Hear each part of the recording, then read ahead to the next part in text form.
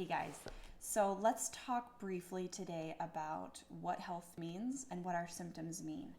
So a lot of times we're thinking that health means without a disease, right? Conventional medicine has us thinking if we're not suffering, if we don't have cancer, if we don't have some sort of diagnosed disease, then we are indeed healthy. We see this by even the way that they use lab testing and their lab ranges, right? A lot of you may have experienced this with thyroidism. So, whether that's hyper or hypo, you might notice that, your values are within the range of normal, but they're either on the very high end or the very low end, and you are feeling very symptomatic. So that's telling us that these lab ranges really aren't telling us when we are healthy. They're just telling us, oh, hey, today you don't have a disease, so you are free to go home. And I really want to change the outlook and the perception of that, because that's just living a non-disease life is completely different than living a truly healthy life. So one thing I want you to start thinking about is your symptoms and what they are telling you.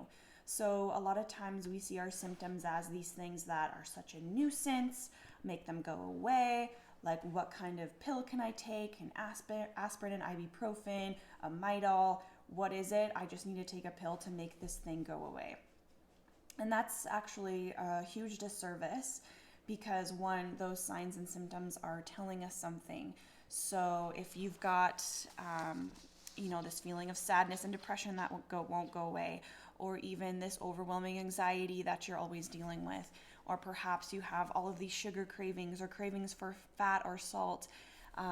If we've got really painful, crampy, heavy flowing periods, if we don't have a period at all, if we have a lot of weight gain and fat gain around our middle, all of these things are signs that are telling us that there's something wrong inside, whether that's some kind of hormonal imbalance caused by some kind of physiological or functional issue of your body,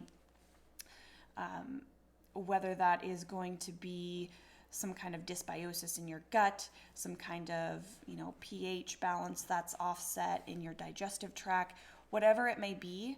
Nutrient deficiencies are a common one. Eating a lot of inflammatory foods, or just being exposed to lots of environmental toxins that are causing inflammation and congestion of your liver and those sorts of things. All of those are root causes, and it's usually a plethora. It's not just one root cause. There's usually multiple root causes.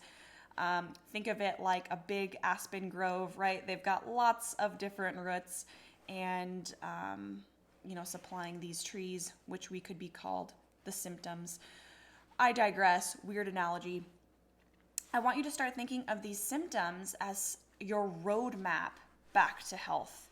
So, for example, we can look at those heavy, clotty, painful periods, and we can say, well, typically when we have estrogen outweighing progesterone in the luteal phase, we're going to have these symptoms, right? So now we can start looking into ways that are reducing environmental and endogenous estrogen in the body. We can also look at ways to improve ovulation, the health of your eggs, and therefore the production of progesterone.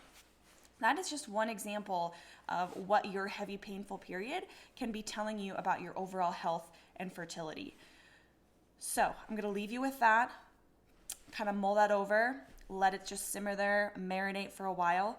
Let me know and reply what symptoms you are experiencing. Let's get to the bottom of it.